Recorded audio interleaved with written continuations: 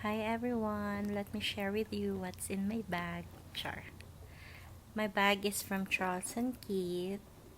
Tapos, I have my phone. And then, of course, the wallet from Charles and Keith. A trifold wallet pa, ang tawag dyan. And then, marami siyang card slots na pwede paglagyan. And, ang kinaganda, magnetic siya. Yan. Another one is an alcohol for the germs. And then, coin purse. Yan. Gusto ko sa coin purse yung manipis lang para hindi siya bulky. And then, what else? My headphones. Meron ako nung AirPods but I like the wired more. Uy, nahulog. Isa pa is, ang aking hair tie na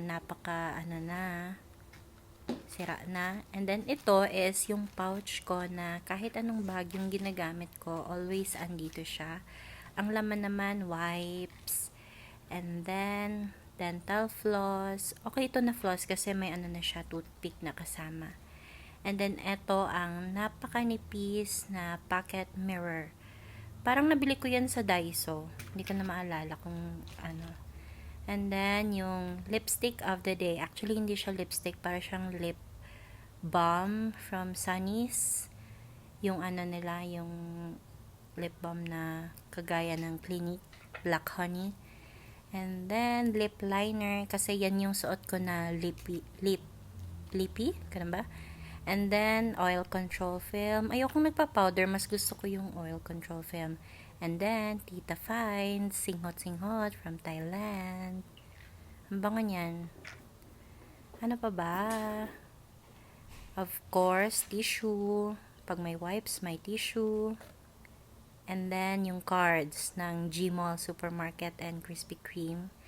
And the last one, yung pabango na wala lang for retouch. It's from Jo Malone na English Pear and Freesia yata.